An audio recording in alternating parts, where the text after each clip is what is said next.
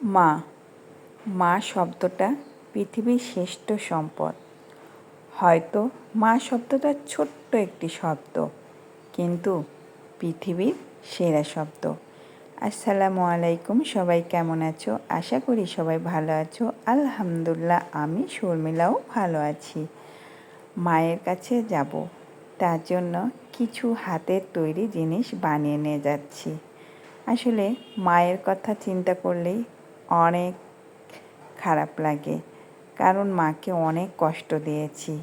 তখন বুঝি নাই, এখন বুঝি যখন মা হয়েছি। আমি যখনই বাড়িতে যাই তখনই মার জন্য কিছু না কিছু বানিয়ে নিয়ে যাওয়ার চেষ্টা করি। আগে বাবা বেঁচে থাকতে বাবার জন্য বানিয়ে নিয়ে গিয়েছি। বাবা খুব মজা করে খেত। বাবার জন্য বানিয়ে নিয়ে যেতাম, বসায় রেখে খাওয়াইতাম।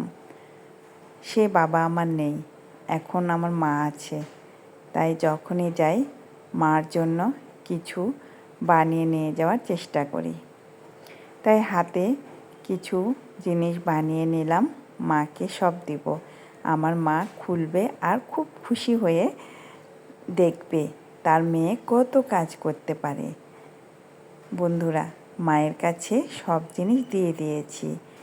মা তো অনেক খুশি, মেয়ে এত কী নিয়ে এসেছে। ব্যাগ খুলে ভাবছে মেয়ে আমার অনেক বড় হয়ে গিয়েছে।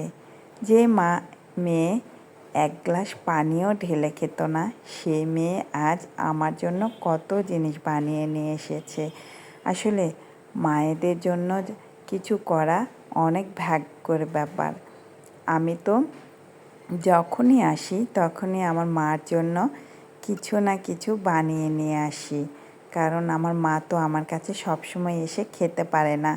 তার জন্য যখন আসি তখন আমি যা যা বানিয়ে আমার বাচ্চাদেরকে খাওয়াই, তাটা আমার মার জন্য নিয়ে চলে আসি।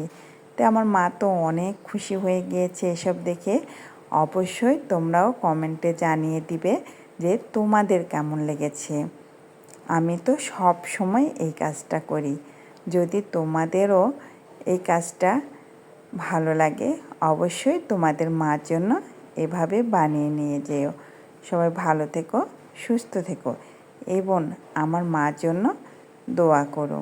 আসলে আমার মাকে কিছু দিতে পারলে আমার ভিতর থেকে অনেক আনন্দ লাগে, যে বলে বোঝানো যাবে না। তো মাকে একটা একটা করে সব জিনিস দিচ্ছি, আর মা তো অবাক হয়ে দেখছে আর বলছে এসব কী করেছো তুমি। আর আমার ছোটো ভাইয়ের বউ আমাকে গ্লাস শরবত দিল। সবাই ভালো থাকবে, আল্লাহ হাফিজ।